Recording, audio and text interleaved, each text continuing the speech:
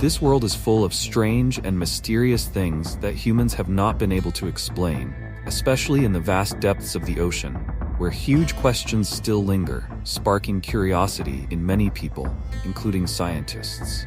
One of these mysteries is the origin of a giant disk with a strange structure lying on the seabed. So what exactly does it look like? What theories have been proposed about the disk? Let's explore the answers in this video. In June 2011, a Swedish team specializing in salvaging objects from the seabed, named Ocean X, was performing their usual task. They were searching for the remains of a shipwreck, a ship carrying alcohol that had sunk 90 meters below the sea. This is a very enclosed sea in Europe, bordered by many countries such as Finland, Sweden, Poland, Germany, Estonia, and Russia.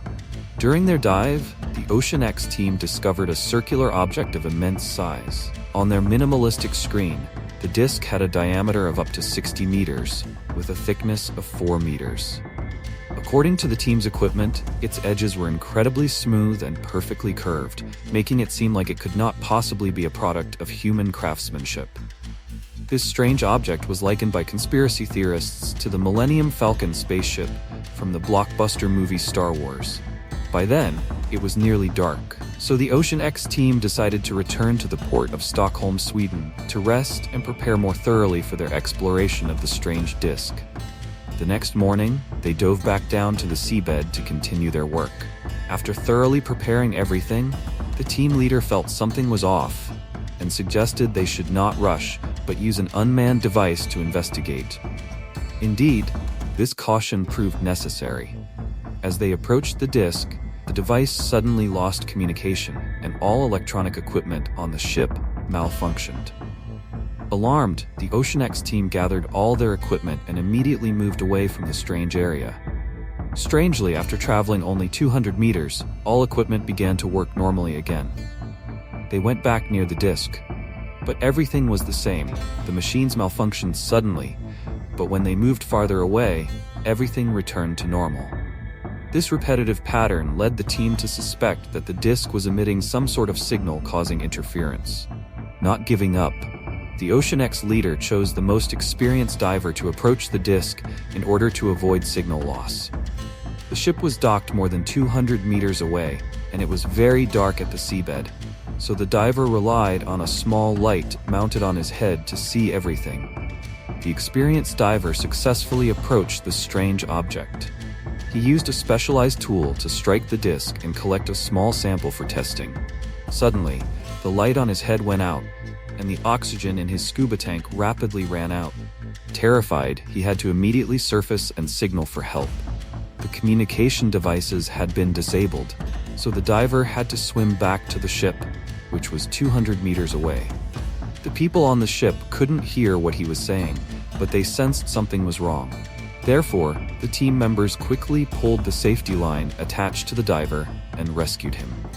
The story of the Ocean X team was shared on social media and immediately gained a lot of attention. Many people believed that it was a UFO from outer space and that they didn't want humans to investigate, so they interfered with the signals. Others thought it was a meteorite or an unidentified flying object, UFO, that had fallen into the sea. However, despite the dangerous incidents, the Ocean X team did not give up. They realized they had to unveil the mystery and could not let it remain unsolved.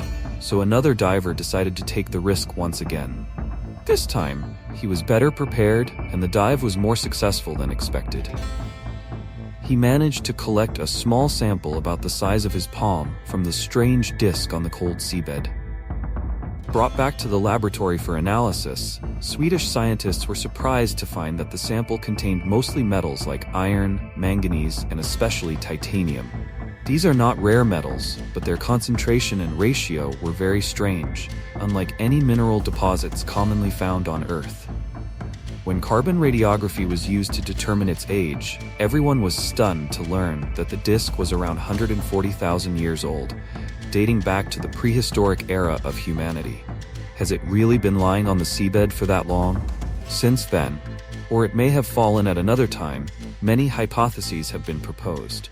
Among them, the theory most widely believed comes from a doctor and professor of geology at Stockholm University in Sweden. He suggests that this is a rock formed in ancient times. The Baltic Sea originated from glaciers that melted millions of years ago when the rocky foundation was carried from the shore to the seabed.